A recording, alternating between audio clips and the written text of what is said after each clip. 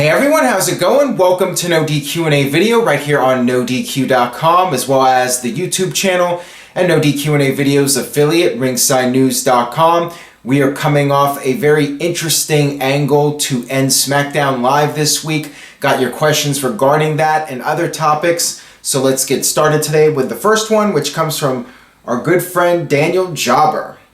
WWE appears to no longer be doing Bray Wyatt versus Randy Orton at WrestleMania. Like I said, it was a very interesting angle to end SmackDown Live. You had Bray Wyatt successfully defending the WWE title against John Cena and AJ Styles. After the match, Randy Orton came out. You thought there would be some sort of confrontation between the two of them, but Orton pledged his allegiance to Bray Wyatt and said he would refuse to face Wyatt for the WWE title at WrestleMania. Also, before the match, you had Luke Harper attacking Bray Wyatt. So what does this all mean? After SmackDown ended, Daniel Bryan went on Talking Smack and said that there would be a battle royal because of the fact that Randy Orton is refusing to face Bray Wyatt. There will be a battle royal next week to crown a new #1 contender to face Bray Wyatt for the WWE title at WrestleMania. What is going to happen here? As far as I'm concerned, there are a lot of possibilities. You have to keep in mind before you freak out, and believe me, a lot of people on Twitter are freaking out now, wondering what the hell is going on here, which is good. This is good TV. You have 6 weeks until WrestleMania. You need to do something to build anticipation for WrestleMania and keep people tuning in and guessing what's going to happen next. And this is very well done. This has got people interested. It's got me interested to see what's going to happen next week and what potential monkey wrench there might be with the WrestleMania plans. So there's several things that can happen. First thing is the obvious swerve where Randy Orton just comes out, something happens, and Orton does agree to the match, and it stays as Bray Wyatt versus Randy Orton. Now, another possibility, which I honestly think is the most likely possibility, and even a few days ago I didn't think this was going to happen, but based off of SmackDown this week and what happened, I could see Luke Harper winning the Battle Royal and then Randy Orton getting pissed off about that. That leads to a triple threat match at WrestleMania, Bray Wyatt defending against Randy Orton and Luke Harper. That would make sense based off of Harper attacking Bray prior to the start of the main event this week. Another possibility, you have AJ Styles winning the Battle Royal and you have a triple threat for WrestleMania. Another option, you have John Cena winning the Battle Royal. AJ Styles is pissed off and it becomes a fatal four-way match at WrestleMania. AJ went on Talking Smack and complained about still not getting his one-on-one match, his rematch for the WWE title. Now, AJ did reference Shane McMahon. Is that planting the seeds for the rumored AJ versus Shane match?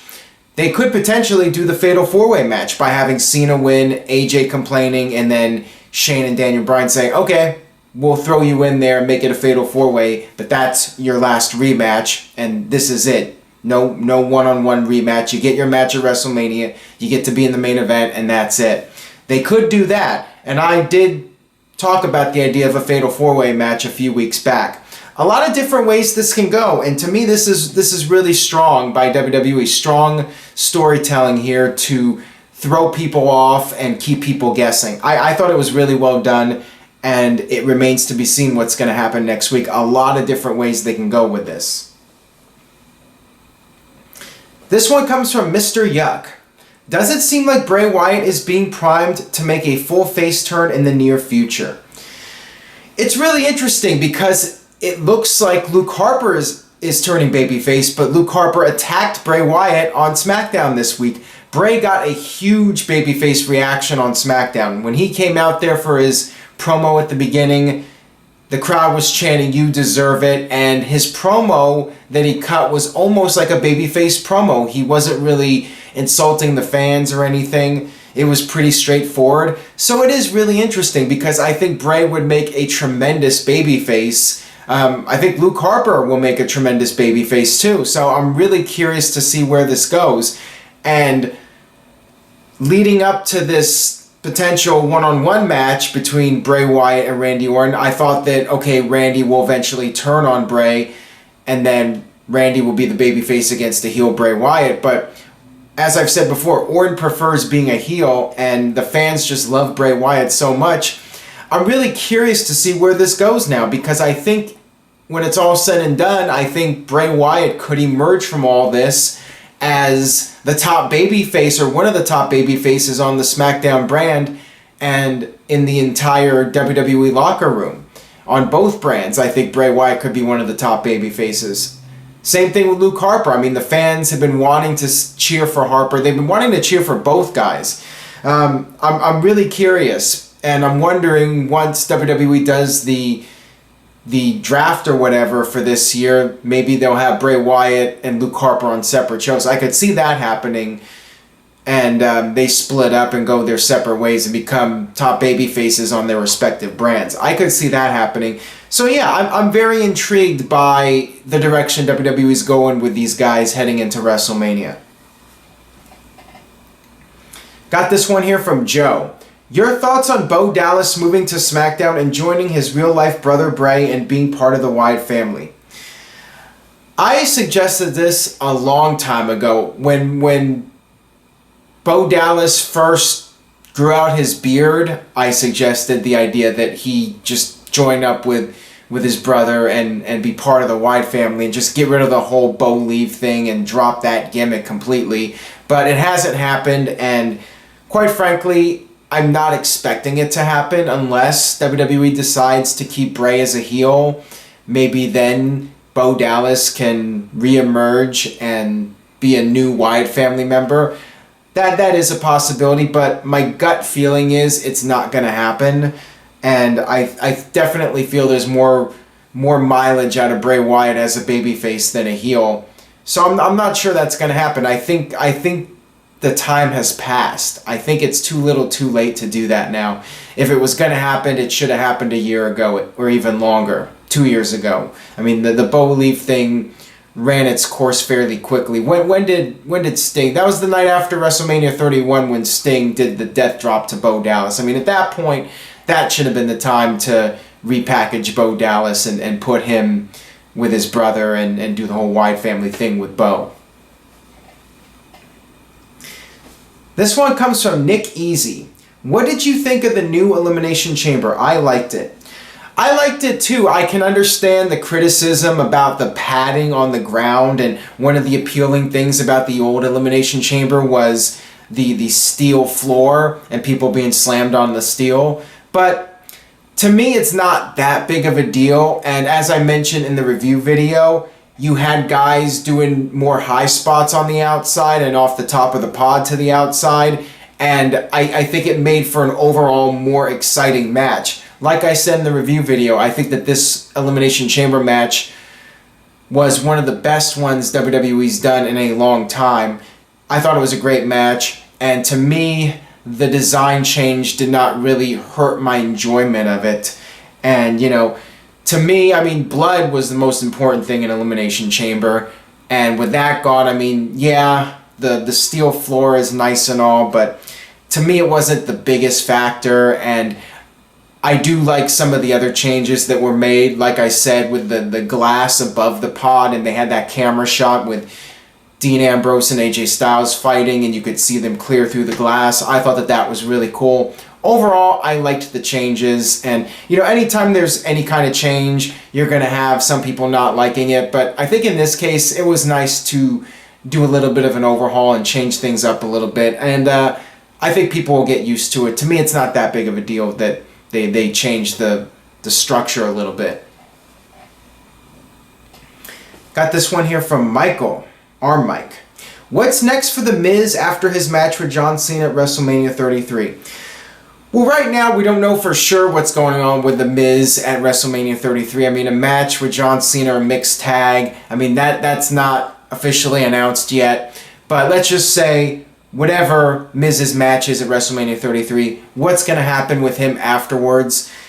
I think more the same. I mean, quite frankly, I don't think he's going to be back in the WWE title picture again when you have AJ there and when you have Bray Wyatt, Randy Orton, possibly Luke Harper.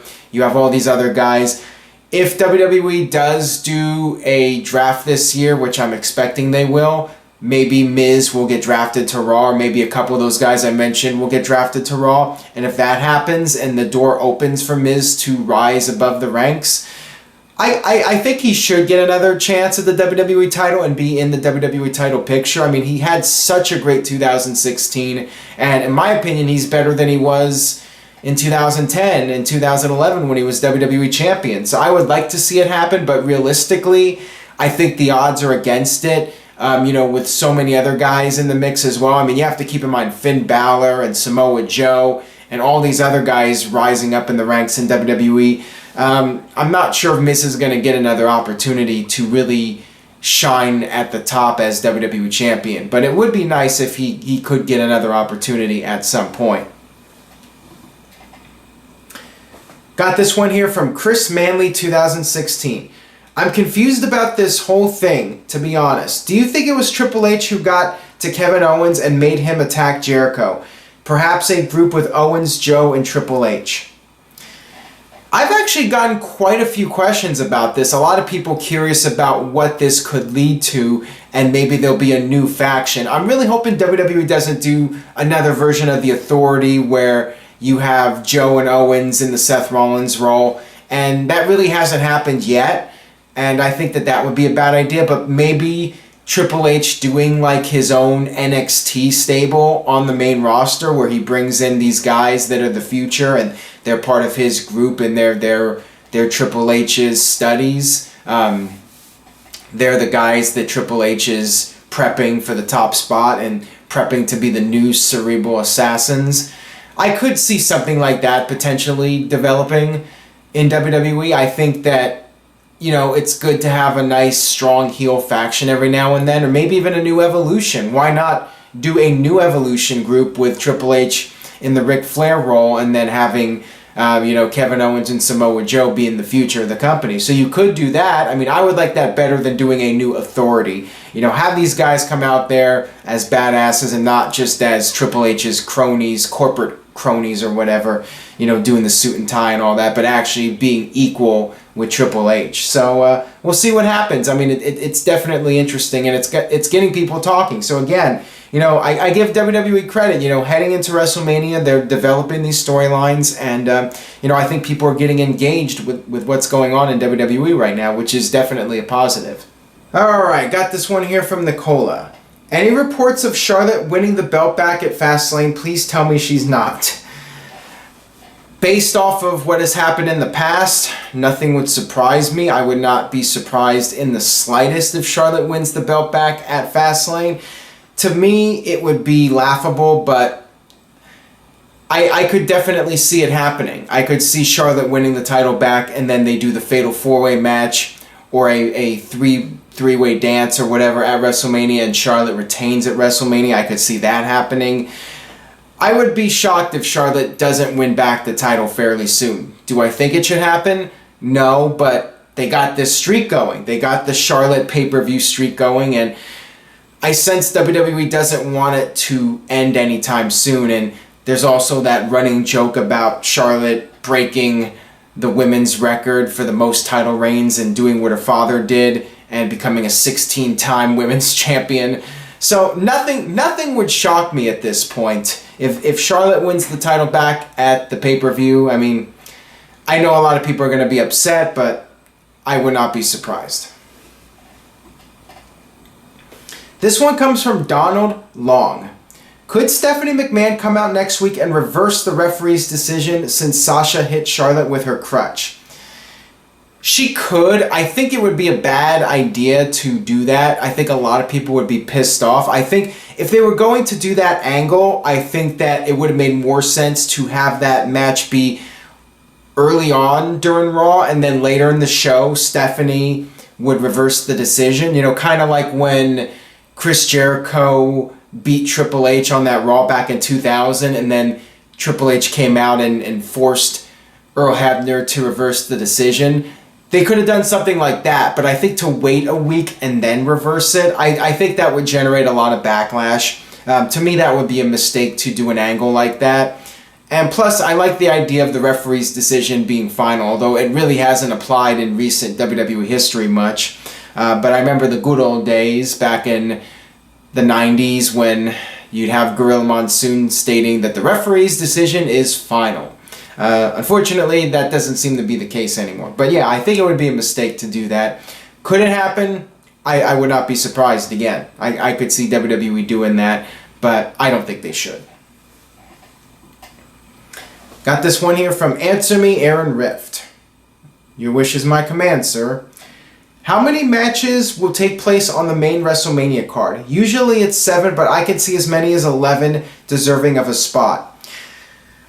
I believe there were 12 matches at last year's WrestleMania, including the pre-show matches. I could see a similar number. I think they'll do something like 11 or 12. You know, with a longer show, with a 7-hour show, you know, you do about 2 to 3 matches every hour with a lot of filler, of course. I mean, if they did 2 matches every hour, that would be like 14 matches. I could see them doing 11 or 12. I think that's a safe number to predict. And they'll have the usual Andre Battle Royal and probably some sort of ladder match or multi-man match to get everybody on the card, and, you know, 4 tag teams against each other and all sorts of matches like that. But yeah, I would expect there to be 11 to 12 matches for a 7-hour show with all the usual filler, and you know, hopefully they don't do as much filler. I mean, last year was pretty bad with The Rock coming out there and shooting off his gun, his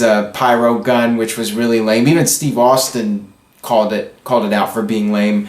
So I'm hoping WWE doesn't have quite as much filler this year. So if you take out all that filler, then they could potentially do even more matches, maybe 13 or 14, who knows. This one comes from Mike. Hey Aaron, how does betting odds for pay-per-views work? How are there sites with betting odds on a work? To be perfectly honest, I'm not sure. I've never gone on any of those sites and placed bets on wrestling. I did not even know it existed until a few years back when these betting odds sites started being very accurate, and apparently they're smart money. Apparently the day of the show or the day before the show, there are people with inside information that are able to place bets, and yeah, the whole thing seems pretty shady. So I'm not sure what the deal is and how people are able to do it, but I guess if there's something people want to bet on, they can bet on it. You know, it's a free country, or, you know, in the UK, it's a free country. People can do what they want. If they want to put money on something, they can put money on it, whether it's a legitimate sport or it's a fantasy TV show. I mean, I'm not really sure what the deal is, to be honest with you.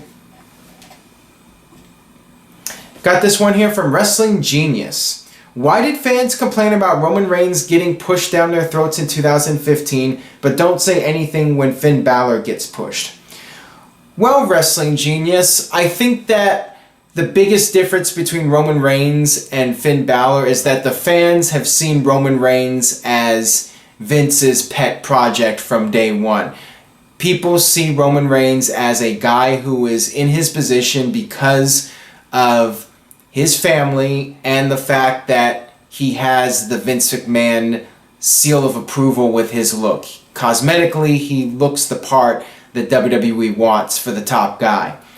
With Finn Balor, he's a guy that's been in the indies for many years, and he's been slowly working his way up, and he's been grinding on the indies one day at a time, earning one fan at a time, and just slowly, you know, the whole grassroots thing of slowly building up momentum and then finally getting the opportunity in WWE. With Roman Reigns, he was basically right in there, and from the get-go, from the moment he stepped foot in a WWE ring, they had big plans for him. They saw him and they said, we're going to push this guy to the moon. And that's the biggest difference. That's the biggest fundamental difference between Roman Reigns and Finn Balor. Now, with Roman Reigns, is the guy busting his ass? Absolutely. But I think there is that resentment from the fans that he was given the spot rather than earning the spot. And yes, he's working hard, but I think there's still fans that are upset and, you know, they would rather see the indie guy get that spot. Alright, that'll wrap it up for this edition of No DQ&A video. Thanks as always for watching. If you enjoyed today's video, please subscribe. Tell a friend about No DQ&A video. Please share this video on social media, Facebook, Twitter, and so forth. Stay tuned to NoDQ.com for the very latest regarding Wrestlemania and Fastlane, which is coming up in a few weeks. And with that being said, I will see you guys next time.